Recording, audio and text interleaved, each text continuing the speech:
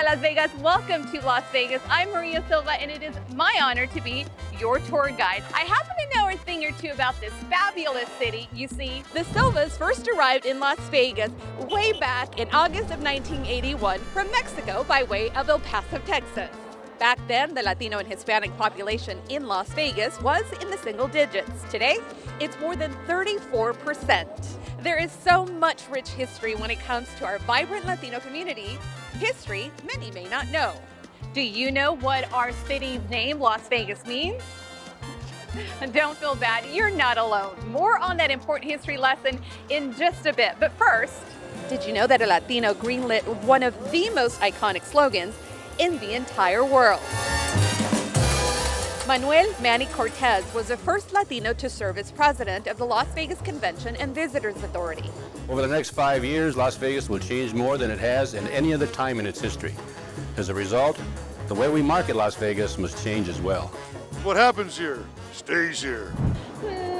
Not in this case, Elvis. This is important Vegas history we want all of you to know. So, before we head off to a special event on the world-famous Las Vegas Strip, we are heading back to school for a very important history lesson. Vámonos. Viva, viva Las Vegas! Our first stop of the Bienvenidos a Las Vegas tour, Southeast Career Technical Academy, SECTA for short. It was also known as VOTEC when I attended many years ago.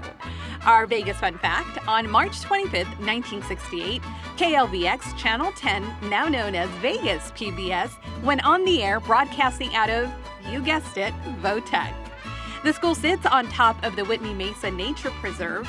Just below, you will find a mile marker honoring Rafael Rivera.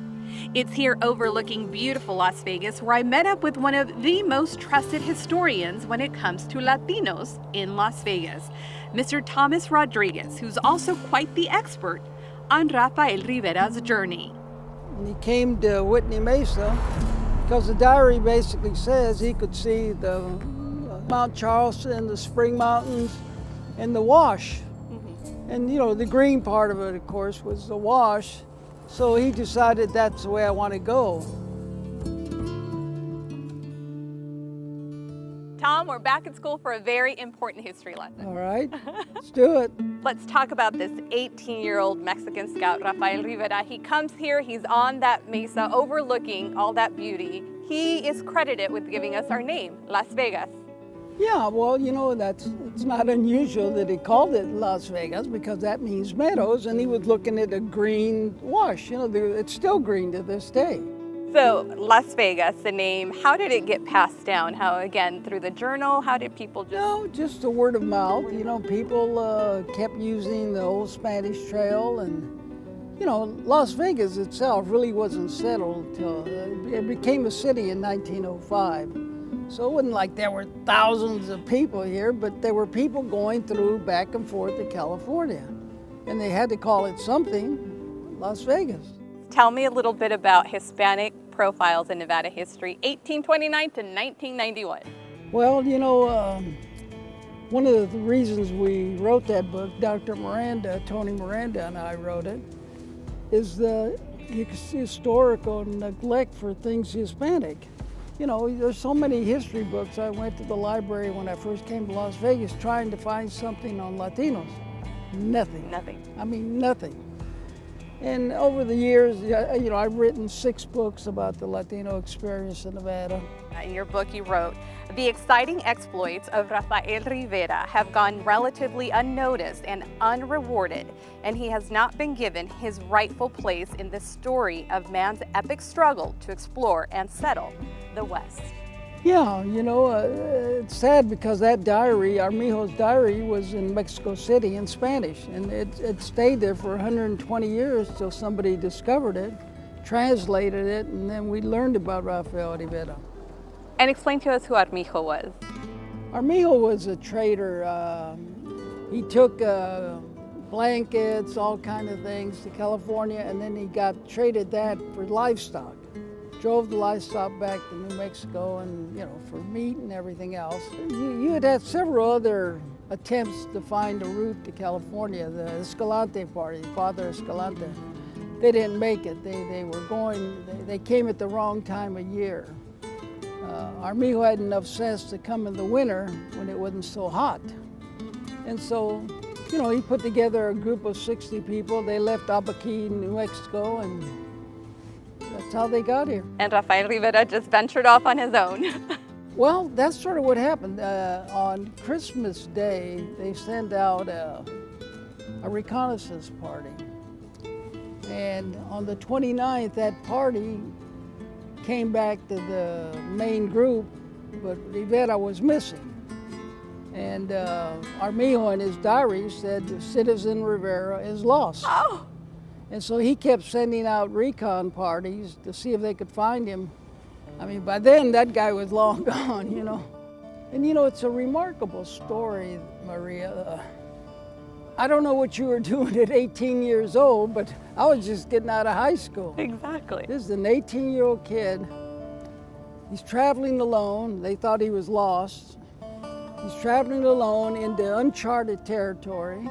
There were Indian tribes here that had never seen a white man. And he traveled all the way, it ended up being 506 miles, 13 days, all the way to Barstow, California. And it's like, my God, you know, what an adventure, right? And so, yeah, you know, he deserves recognition, and I think we've helped him get it. You know, you got the Rafael Rivera Center, Community Center, and you got the Rafael Rivera Way as you go over by Durango, off of 215. So, well, we need to talk a little bit about that, because at the very beginning, I remember when they first put that up, they misspelled his name. Yeah. They spelled Rafael with a PH. yeah, I remember picking up the phone and calling Mayor Goodman, Oscar Goodman, not the wife, and complaining. I didn't get to talk to Oscar, but I know him, but I talked to his secretary. I said, listen, you guys messed up with that name. And next thing I know, they're changing it correctly, and that's the correct spelling of it now.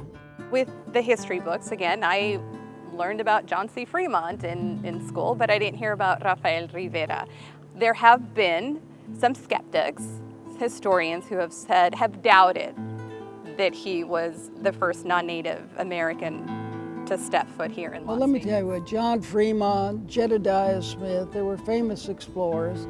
They weren't anywhere close to Las Vegas. So, you know, the only recorded history anywhere was the Armijo Party and Rafael Rivera, and that's just history, that's fact. If I have to believe the legend or not, I'm gonna believe the legend, okay? You know, I think Rivera's gotten, at some meaningful level, his place in history. Since your book was written, because in here you said more needed to be done. Yeah, and you know, I got to credit the Rafael Rivera Monument Committee, because Larry Luna was his teacher in the Clark County School District, and he was trying to do the same thing I was doing. He just wasn't a writer. So they did manage to get that sign, that historical marker put up. Let's talk about that mile marker. The location needs to change, right? I think I'm committed to writing a letter. I don't know to who, I guess the historical society, but it really belongs where we were. Because, you know, people get that, they see the valley like Rivera saw it, it makes a big difference. And so I'm hoping somebody listens. It is breathtaking to see it from up Yeah, here. of course it is. You know, that's the thing with history. It's always there, but if nobody records it, it almost sort of doesn't exist. Like this guy here, the Altuve brothers. They had the largest ranching empire in the state, ever in the state of Nevada. This is L.C. Garcia. He was a master saddle maker, and he won the World's Fair. At the World's Fair, he won. This is Rosie Winters. She her and her husband helped discover the borax fields in Death Valley. And you have some interesting ones in here, because this is a fascinating book. Again, this is the entire state of Nevada, Yeah. which is wonderful, because there's a gentleman who's also credited with being like the first to create a resort. Yeah, Boney Aguilar. Boney was a character. You might just call him a character. People thought he was kind of nuts, eccentric, but he was near these hot springs. And so Boney was an entrepreneur of sorts. So he decided, hey, I'll turn this into a mini resort, and I'll have food there and some gambling there, and it became a feature there for a long time. Yeah. He was the first gaming entrepreneur Nevada's ever had. But nobody knows who Boney is, really, other than until this book came out. What needs to be done so our stories are told in history books? Our kids need to value history, and so few of them do. You know, tomorrow I give my annual speech to the Latino Youth Leadership Conference that it's now in its 30th year.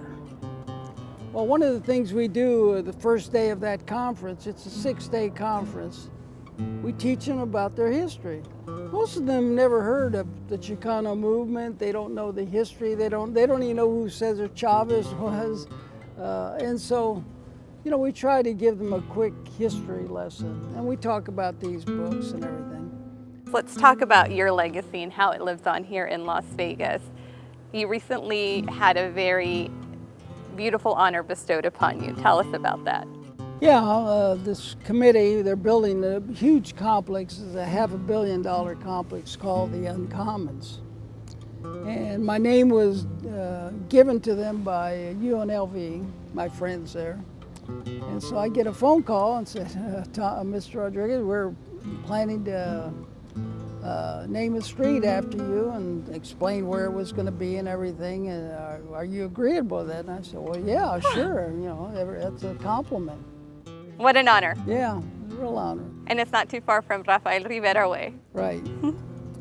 My legacy, though, I think, is the Latino youth leadership and my books. Thank you. You know, 30 years is quite an accomplishment. We've had thousands of kids go on there.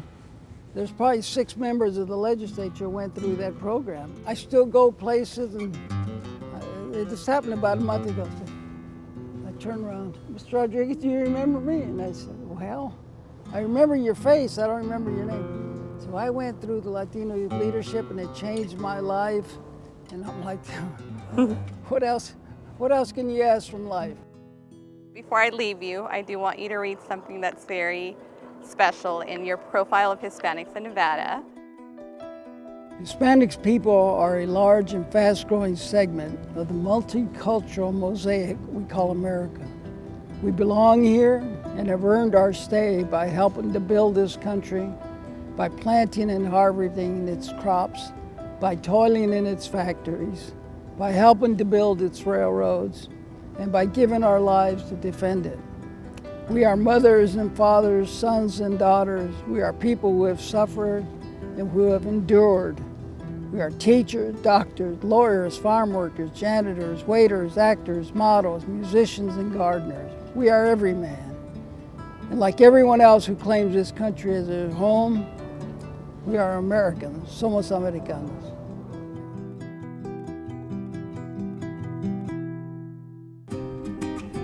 Somos Americanos. Something else Mr. Rodriguez said really stuck with me. He said, that's the thing with history. It's always there, but if nobody records it, it almost sort of doesn't exist. Making sure the history of 150 Latinos living in Southern Nevada was recorded, the next generation of historians.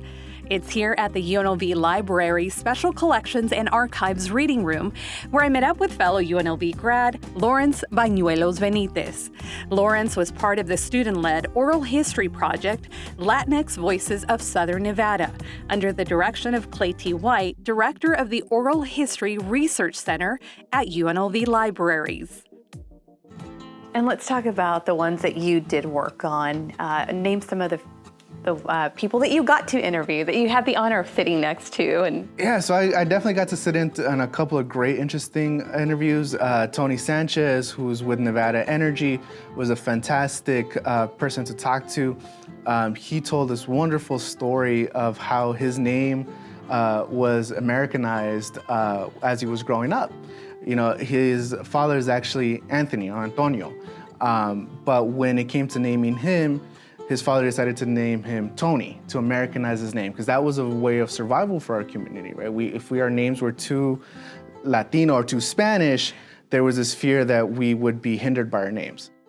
But my story is one of assimilation, because when I was born, my dad obviously grew up speaking Spanish in the household. But by the time I was born, my dad said that, only English would be spoken, which is very common, especially back in the 60s. And so I would have been the sixth Antonio Francisco Sanchez. But because what was drilled in my dad's head, I became the first Anthony Francis Sanchez. Why does that make me so emotional? That's interesting.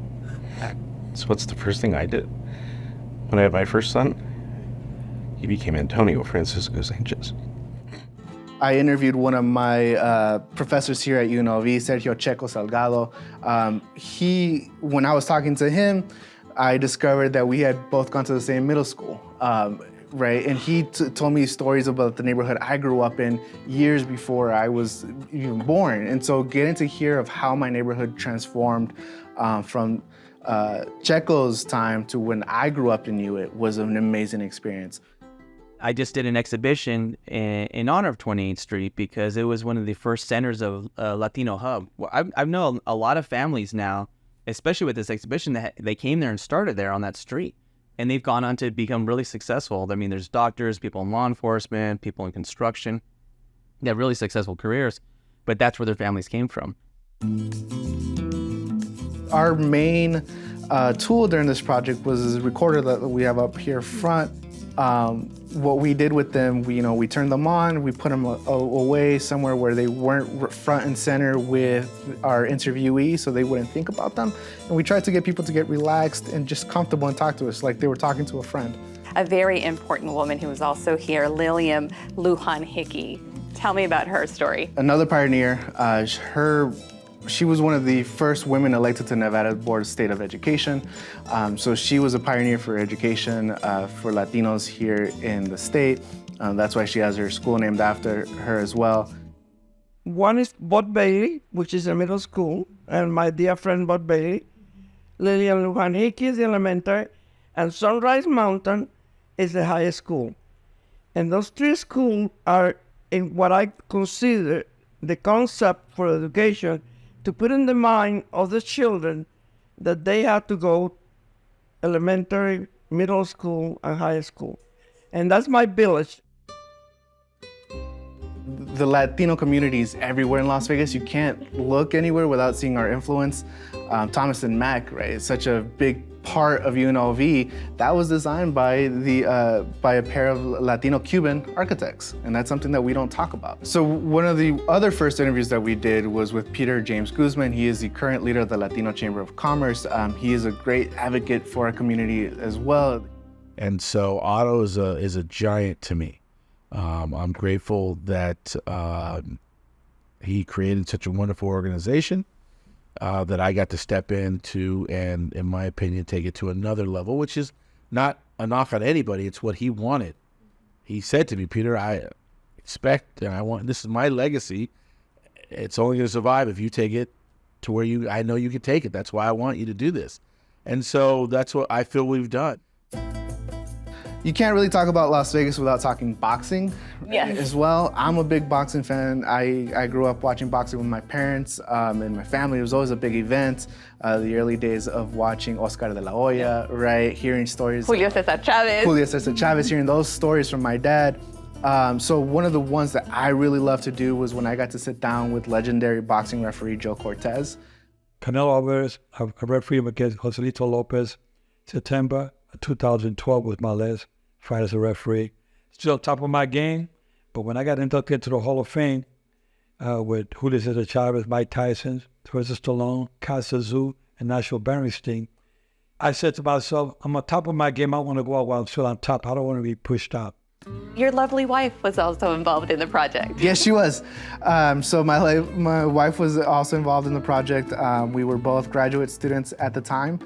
and she got to do a bunch of interviews. So in fact, one of her favorite ones, and that she often comes up in conversation, is her interview with Alex de Castroverde from the Castroverde group, another prominent Cuban family here. Their dad? Their dad started that law firm, which now Alex and his brother run. One of her favorite parts of that interview with Alex was hearing about their father's involvement with the Bay of Pigs. Was involved in that part of history, which is, as a history lover, it's amazing to think that we have had someone here in the community who was involved with such a major part of history.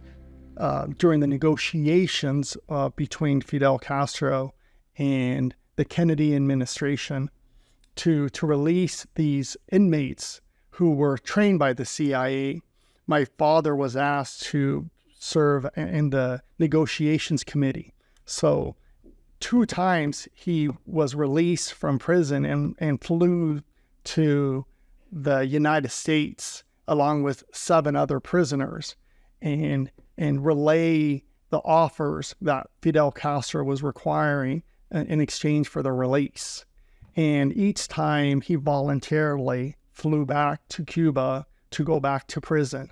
The second time that he went to the United States and Washington, D.C., they were aware, it became evident that the negotiations weren't going to be successful. As a result, 2 of the inmates decided to stay in the United States and say, I'm not going to go back to be a political prisoner in Cuba. But my dad, he flew back both times and went back to prison. And as a result, he was admired by the Cuban American community, certainly by his inmates for not abandoning them. But eventually they were released. Eventually the negotiations worked. We do talk about all these wonderful community members who contributed so much. They're so important to our story here in Southern Nevada, but we also have those unsung heroes. Yes, absolutely. So we did sit down and we interviewed I believe about 25 of the Culinary union workers, and we got to hear about the strike stories and when they protested, and because a lot of them are immigrants, right? And coming from different circumstances from their home countries in a search of better life. You mentioned sharing the stories and their struggles to get to the United States of America for a better life. And one of them that's really special that we have here, they're all very special in their own right, but is this one, an interview with Maria Benitez. Tell me who she is. So Maria Benitez is my mother. And when we started this project, they told us that, yes, we wanted to get all our leaders, or all the prominent names, but we also wanted to get our unsung heroes, right? And us as a team of students, we decided that our parents were our unsung heroes, and we wanted to include them in this project. So my mother and my father are both in this project. My mother has this wonderful story of leaving El Salvador when she was actually younger than I am now, which blows my mind when I think about it. She left the Salvadoran Civil War, which was a brutal, horrific war, caused a lot of violence and death. ¿Y cómo afectó la guerra a su familia? Directamente los afectó en cuanto se comenzó la guerra. A los primeros que atacaron fueron las casas de nosotros porque mis hermanos servían en la militar. And a wonderful thing about this project is that these people get to share their stories and they get to be archived, because the purpose of this project was to archive as many stories as possible, to give a snapshot of the Latino community in Las Vegas in that moment of time when we did this for future researchers, right? So we could have documentaries be made or more books written like what Tom Rodriguez did, right? Our hope was, when we put this project together, that future researchers, future filmmakers could come down and use this as a jumping point when they tell the story of our community in the city. When it comes to the Latino community, the Black community, our histories a lot of the times aren't written down. They're passed down orally. And unfortunately, that makes them really easy to lose. And a lot of times they're not included in those history books. And they're not included in the history books that are included in the classrooms, right? So projects like this are vital for the history of our community. Did you have a role model? Is there somebody that... No, I didn't have no role model. I was me. I just rebel without a cause, but I did everything I wanted in life.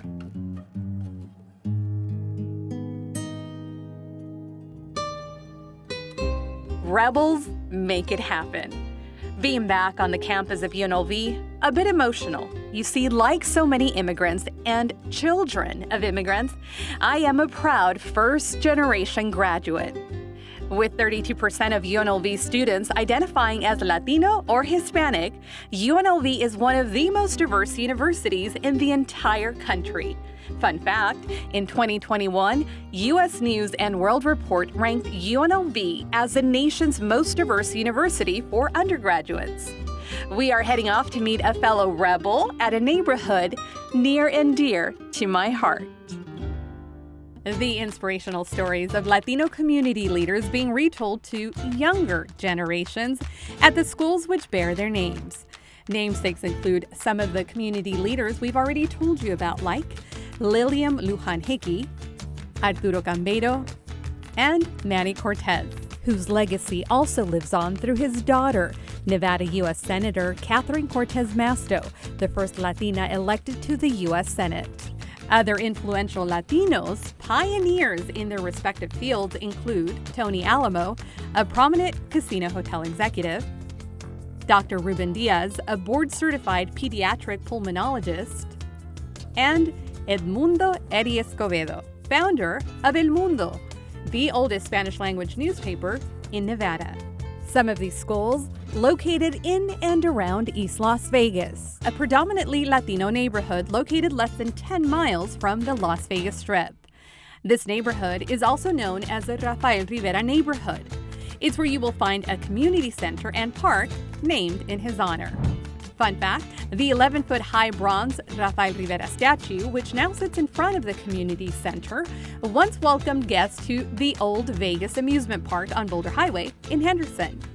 Not too far from this community center, you will find the East Las Vegas Community Center. It's where I met up with Councilwoman Olivia Diaz, who not only represents the district, she was born and raised in Las Vegas, her parents from Durango, Mexico. In 2019, Councilwoman Diaz made history, becoming the first Latina elected to the Las Vegas City Council.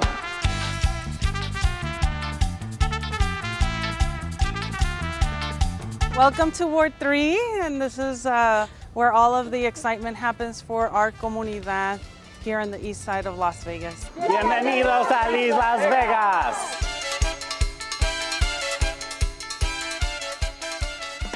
We both grew up here in East Las Vegas. You live here in this ward. What are you hoping for this area? There is a big push right now, the revitalization of East Las Vegas. We are in probably the most historic parts of the city, like downtown near the railroad tracks was probably where the anchor was at the very beginning at the very infancy of the city.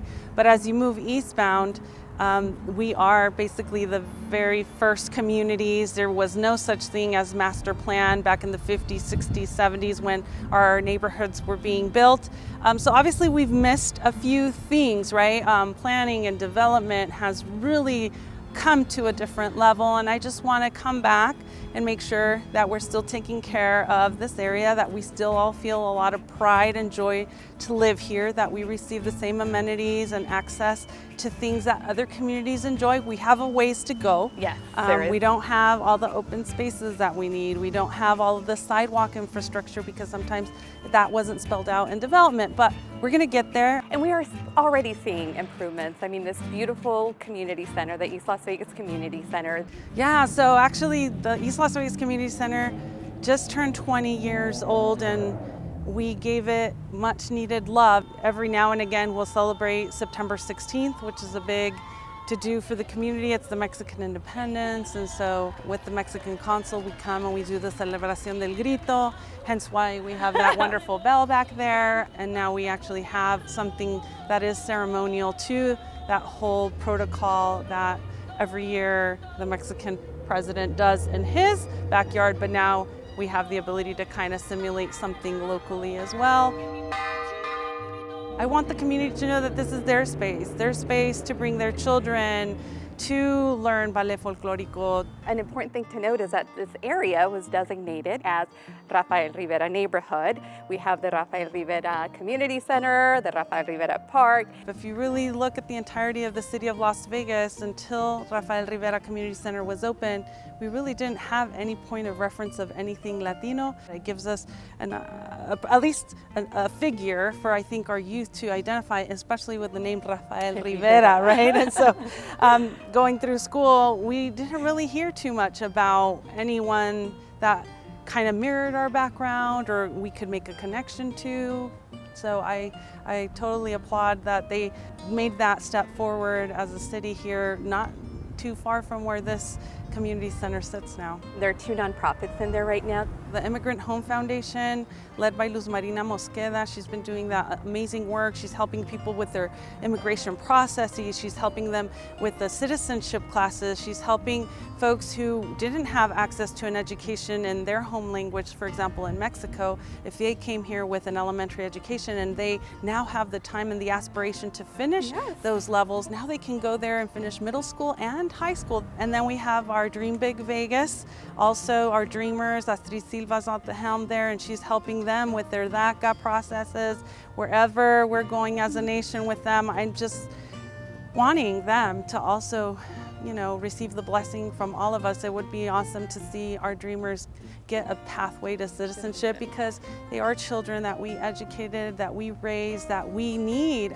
We need them here working in our communities and as part of our workforce. We both attended a meeting recently, a neighborhood meeting. There is a push right now to try and find homes in our community, in this community, that are eligible to be included in the National Registry of Historic Places.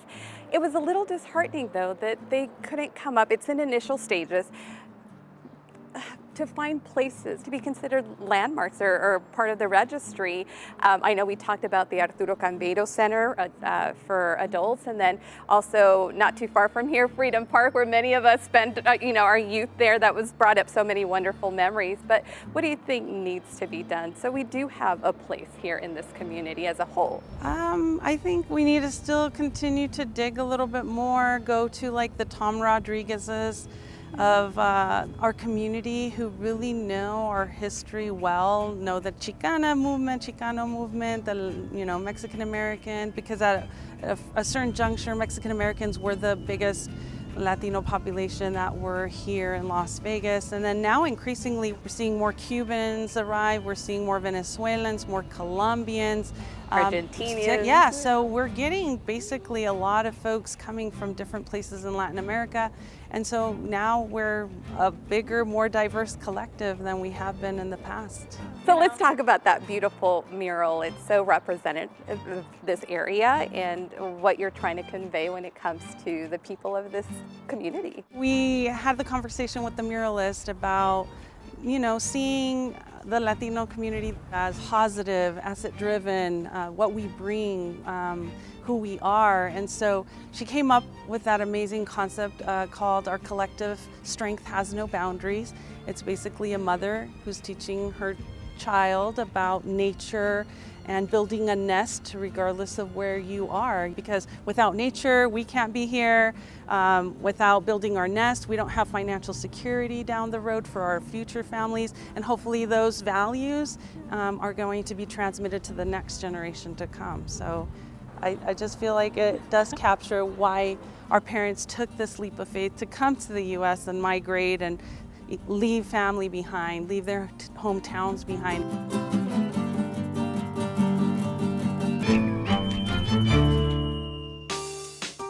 East Las Vegas, not the only area where you will find beautiful murals which tell a story. Murals celebrating our culture, our city, and our sports teams. Because in case you didn't know, Las Vegas is now a proud sports town. Bienvenidos a Las Vegas. Fun fact, this mural celebrating Stanley Cup champions, the Vegas Golden Knights, created in 24 hours by several Latino artists. It's in the Arts District in downtown Las Vegas where I met up with Las Vegas native, the multi-talented Brian Paco Alvarez. If there's someone who really knows the art and the culture in this city, it really is you. I mean, the fact that you're an anthropologist. One day I took an anthropology class at the college and I fell in love. I said, this is what I want to do.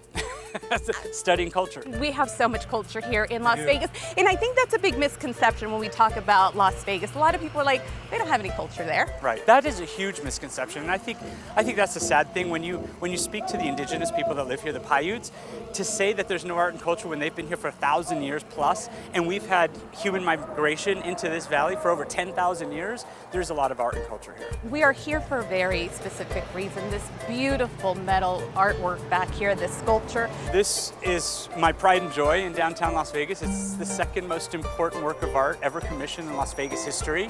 The first one is the flashlight at UNLV. These are site-specific works of art.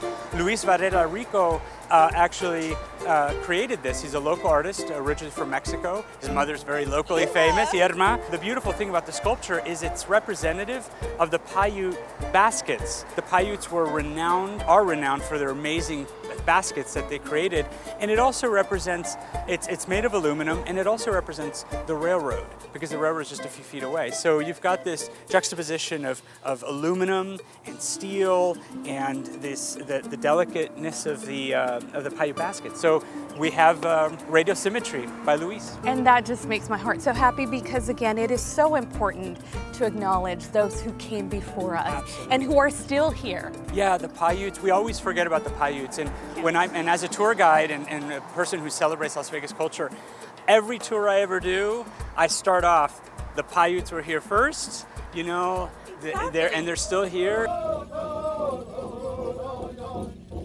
Your family, let's talk about what brought them to fabulous Las Vegas. Opportunity. My father, my mom and dad met in New York City. They're both from Argentina, and they fell in love 3 days after meeting and got married. And my father landed a job here in Las Vegas at the Landmark Hotel and brought my mom out west, and my mother was horrified, and they stayed here ever since. So they've been here since 1969. You're born and raised in Las Vegas. Yeah. And it is so beautiful to see so many cultures represented. We have Afro-Latinos, we have our Argentinos, Mexicanos, Cubanos, Puertorriqueños, from every Nicaragua. The beautiful thing about being Latino, we're not homogeneous. We're so over 20 different nationalities in all the islands in the Caribbean, plus thousands of indigenous people, and you have the Incas and the Aztecs and the Mayas and the Huichol and the Mazatecas and let alone all the first peoples of Canada, and it's really rich. I mean, we're excited. The Americas are very rich with culture, and Las Vegas is rich with that culture. It truly is, and that's why I'm so excited to be able to let the world know that it is here. And you mentioned, of course, our indigenous communities who were here, but a lot of wonderful people in our own Latino community, they are embracing their indigenous history. Absolutely. I think that's so important because for so many centuries, the indigenous population were either tried to annihilate them or tried to stamp down that culture. They changed their religion, they changed their names, and now we're seeing a movement among especially the young Latinos embracing, hey look, my family's been in Mexico City for hundreds of years, and we know we were part of the Aztecs before that.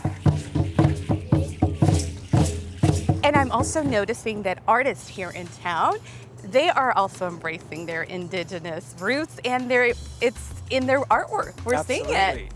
That's the best thing. I think we're seeing a lot of young Latino artists that are, at one time, 30 years ago, they would paint on a wall and they would get arrested for graffiti. And in the arts district, we've embraced that. Our alleyways are free spaces for anyone to come in and just paint. And a lot of those artists are people of color. Even here where we're at right here, this mural over here is Fernando. Over here it's Tony Castle. Yeah. Tony Castillo. Castillo, get it? Castillo. But that one's beautiful too, and it's so representative of the culture. And it's on the location. The thing is, it's on the Sombrero, which is, that building is one of the oldest buildings in downtown, and that has been, it was originally a bar, and then eventually it became a Mexican restaurant. It was the oldest continuously operating Mexican restaurant in Las Vegas history. And how far back? So the building dates back to the teens, so it's a very, very old building.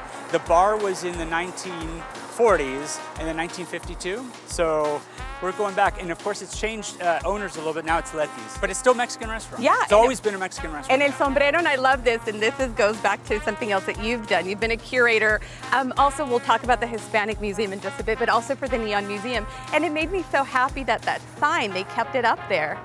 Yeah, that was an encouragement by the Neon Museum over 20 years ago when they had a program called the Living Museum program, where they would work with businesses with historic signs to help preserve those signs. And that was the first sign that they actually preserved. In the Hispanic Museum, you were a big part of that as a curator. Me and Lynette Sawyer. Lynette Sawyer doing great work. I had the honor of visiting it when it was open. I spoke to her, and I'm so happy to say that she mentioned it is reopening again. Might take a few years. Yeah. So what happened and what needs to happen for it to be the museum that we deserve here in Southern Nevada? You know, the Latino community, both the entertainers, the entertainment history of Latinos coming here, and also we should never forget the Afro-Latinos as well, because African Americans, Afro-Latinos are a huge integral part of being Latino. So we have this vibrant culture that needs to be celebrated. We have the Museum of the Latino that's being built in Washington, D.C. Now it's time for Las Vegas to embrace that. Las Vegas is a city of opportunity for Latinos from around the world. We need to celebrate those Latinos that came before us. Havana was the center of gambling in the world. You know, you had Monte Carlo, but then Havana really embraced that. But when Castro came to power, all that went away. And where else are these people going to go with their expertise in gaming? So we shouldn't forget not just los Argentinos that arrived, like my parents and my tia that arrived here in the early 1960s, but also los Uruguayos. Yes, there's a big... Los Chilenos, los Peruanos. Uruguay, Chile, Absolutely. Peru. And then towards the end, the Brazilians. And now they each have their beautiful celebrations. There's a Caribbean festival, you know, from Uruguay, they have their own festival. El Salvador, also a huge community. You know, I think Las Vegas is ready for a Latino parade that has them all celebrating. The tango from Argentina, you know, cumbia from Colombia. Margarita Rebollal, she actually had a Puerto Riqueña Boricua, so passionate about the community as well, and she had a parade back in the day. Yeah, we had some great parades. We just need to learn to keep them going. Bienvenidos a Las Vegas!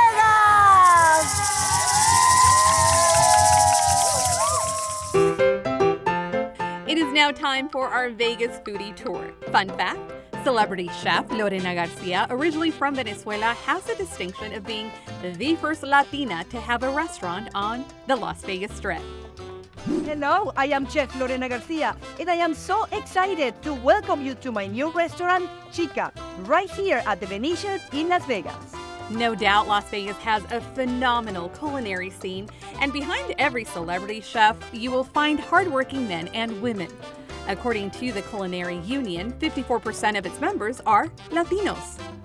And according to the Small Business Administration, there are more than 51,000 Latino and Hispanic-owned small businesses in Nevada. Many of the small businesses, restaurants featuring delicious dishes from Latin American countries. Not too far from the Strip in downtown Las Vegas, you will find Doña Maria Tamales, now considered the oldest Mexican restaurant in Las Vegas, a restaurant operated by 3 generations of the Martinez family. So this is your son, the family tradition, tres generaciones, 3 generations. Exactly. Yeah, my grandma used to help us too, you know, she passed away, but she's still with us in spirit, you know? Yeah, probably telling you, you're doing it the wrong way. There we go. Un poquito más. Así, un poquito más, así. It's okay, my wife, she fixed. She fixed it? Don't worry. It takes, you're making me look bad. No, you do better. Okay, okay, yay! Woohoo! Okay.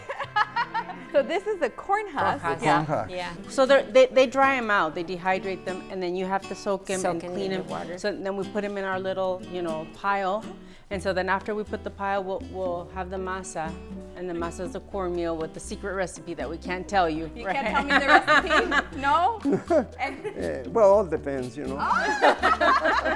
So then after you did the masa, a lot of people were using pork here with red sauce. And that's the most traditional, right? Growing up, that's what I had. I think that's the most popular one, but you know, people have gotten really creative. And I love that you don't skimp. Like, so your tamales are nice and like thick and more meat, Well, less you're gonna masa as taste the it now. logo. You're More gonna meat. taste it. Less masa, yeah. I love it. Okay.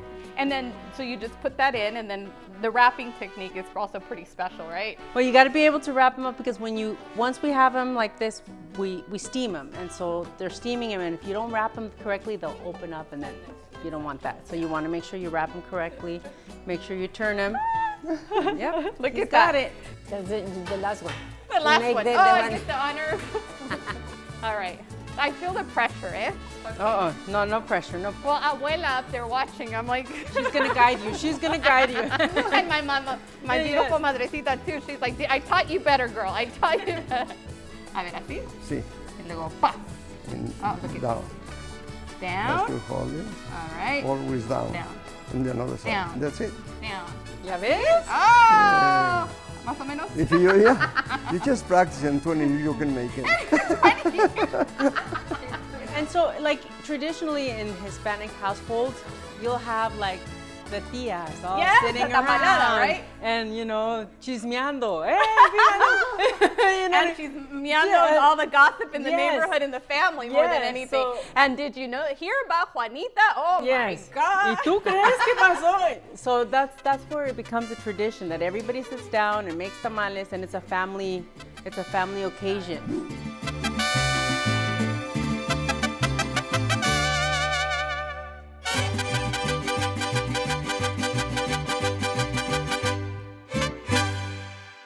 The fruits of our labor. Trabajamos tanto en lo que here. Yes. Qué bonito quedaron. Qué bonito. The steam Yeah. coming out. Aw, the beautiful Martinez Thank you. family. Thank you. Such, for me, near and dear to my heart. Such wonderful memories. I remember when you were at the old location on Charleston. On 10th Street in Charleston. Yeah. And then we started to growing, and we expanded over there. And then I had to get something so we can make our own restaurant. And then we started to growing, and Nerissa, she was 6 years, 7 years, growing, and said, Dad, I want to have my restaurant.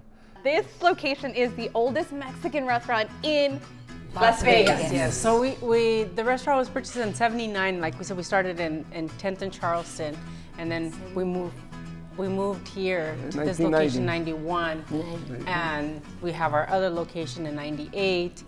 But I mean, it's been since I've been working in the restaurant business. This is all I know. I've been working since I was 5, and you know, I used to go to Jonas Park. For people who are from Vegas, you know, went to Jonas Park, and I would walk down. Because we used to be like a little Hole in the wall. like a little like I want to compare like a to go. Like you went to get the food, and then you took it to go. And my job was to put the sodas. So I was 5 years. My mom would say, "I need a Coke. I need a Sprite." And so I was like working hard. And let's talk about the beautiful Martinez family. Like, this is your son. Tell me about who else was here and who's not here, because it is an expanding family. People have gone on to, you know, do some great things as well. Yeah, so we have, I have an older sister and 2 younger brothers. My older sister was not here, you know. Hi, Barbara. I went to school with her. That's how I met the Martinez family. Yes. Yes. But and my sister's kids are now grown. Now they're having kids of their own, you know. And so one of the things I was saying is like because of their hard work, they were able to go and help them go and get college degrees and move on, you know. And so now we have my two younger brothers. They have younger kids like Sadie, so they're still in high school, and so we're still trying to teach them the hard work and to try to reap the rewards of the hard work of their grandparents, and to still be proud and show them, hey, look, this is how you have this because of these tamales right here. And let's talk about what she just said. Yes. What does that mean to you? It means a lot. This here means a lot to me. I mean, it's crazy. It's really something to think about how my grandpa started all this. You know, so I think that's one of the reasons I really like working here. You know, just to help out. And the Yes. legacy continues, right? Yes. Oh. Qué orgullo, ¿no? Mucho orgullo de Such tener. pride. Very proud of my family, all my family, everyone. I think they consider like Las Vegas their family, Maria, Yeah. because they help so many people, you know, and they do it not to get the attention, which, you know, I know they don't like talking about it, but there's so many people that they help in different ways, you know, whether it's to go to school or to buy a house or, you know, a car, whatever. So many people, you know, they will stop them and say, thank you so much, you guys helped us, you know, helped us with whatever it was, and they do it unconditionally, and I think that's why they're blessed, and I hope that the next generation sees like, oh, you know what, we have to give back. Familia. Familia. The people feel like a home, like a home. And we always with happy faces and big a hug for everybody because it's our job to give a good food and good heart. Now, real quick, I need to say, because this is actually your grandma's recipe, abuela's recipe. That's correct. Mi abuela, That's su correct. abuela. That's correct. My And grandma. he taught you how to make them. Sí. Yes. I don't know how to make nothing. No tamales, no rice, no beans. And he showed me how. She And I learning. learned. She Thanks learning. to him. Thank you. Thank you, Tim. And that little 6, 7-year-old girl who said she wanted to be, you know, a businesswoman and open up her own restaurant, you did it. So proud of you. And she continues to do this, and she like it. The American dream, and again, so many of our parents came to this country to give us a better life, and look. That's correct. Exactly. That's correct. Exactly. And we are very grateful. Everybody can do it. If they want to do it, they can do it. Sí se right? puede, como Sí se dicen. puede. And let's talk about the tradition of making tamales. It dates back all the way, Mesoamerica, the Aztecs. Yes, so they're I wasn't there. But You were there in spirit. No, they're in spirit, but they're saying that like el maíz, the corn comes from the god, and so that they would, you know, make things out of corn, and one of the things were tamales, and that this was it's a very versatile thing, and you could travel with it, and so that they would make tamales before they would go to war, and that it was like considered good luck to go into war with these tamales. So I think that was pretty cool, you know, and that it's been carried around. So long, you know, and that it's still a tradition, and that people still eat them, y que tengan todos los bonitos recuerdos. Yeah, those memories Yes, are, you know. Make las tamaladas, Las like we call tamales. them. Let's talk about that. During Christmas, Navidad, we all sit down right before and start making those tamales. Y no es fácil. This isn't easy. No. But that's why that's why when you make tamales at home, you have everybody, the whole family Yes. has to get involved. You know what I mean? Y por eso son buenos, porque toda la familia. Exactly. You Unites know? the entire family. All right, real quick, tell me what we have here. So these are our sweet tamales. These are the pineapple and raisins. I like it. Mamita likes those. The Go ahead, Dad. chicken tamales, the green salsa, and the beef tamales with the red salsa, cheese tamales. These are the pork ones. Pork with the red sauce and the cheese tamales. The cheese tamales. Yes. Oh my gosh. Okay. So real quick, will you be taking over the restaurant when they get to retire and travel the world? I know they're already traveling, which is good. Yes. Yes. Okay. We got it on camera. He's gonna take I'm over. like, stay in school. Yes. Get stuff done. Our baseball player. Yes. Okay. Now I have always felt loved and welcome to the Martinez family, but I want to be part of the Tamal squad, the Tamale squad. Did I do okay? You know Más o what, menos? Maria? I would like you're to fine. present you with the official. You hired. You hired already. Okay, I'm hired. You're hired, and you have your official Tamale Squad shirt. You start on December 23rd. Okay. I'll be here before then. Okay. Yay! All right, let's eat. Because again, after you make it, the fruits of our labor, and while you're making it, the chismosas we talked about, the jokers, the chismosos, we've been gossiping, so let's gossip and eat. Well, let's eat and gossip. All Which right. one you want? All right, ready? Buen provecho, like you say, right? Provecho. Buen provecho, Martinez family. Sweet one, one sweet. Look at La Sonrisa. Look at that. And that's what tamales does. It evokes those memories. Look at that big smile.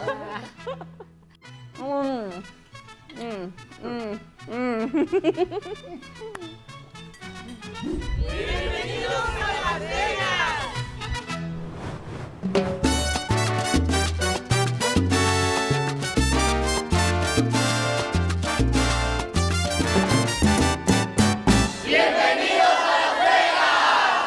Amigos, this concludes our Bienvenidos a Las Vegas tour. We are ending here at the Las Vegas Super Congress at the Tropicana, where you will find dancers from all over the world. And that's another thing that makes our city so amazing. The fact that you will find a little sazon, a little Latin flair here on the Strip any day of the week. Last fun fact, I used to be a backup singer for not one, but dos Latin bands way back in the day. Boy, do I miss those days. All right, this is it. I hope to welcome you back to Las Vegas, be able to say Bienvenidos a Las Vegas. But for now, hasta pronto. Nos vemos muy pronto. I'm heading off to meet my friend Tito from Puerto Rico. A little salsa dancing. Adios.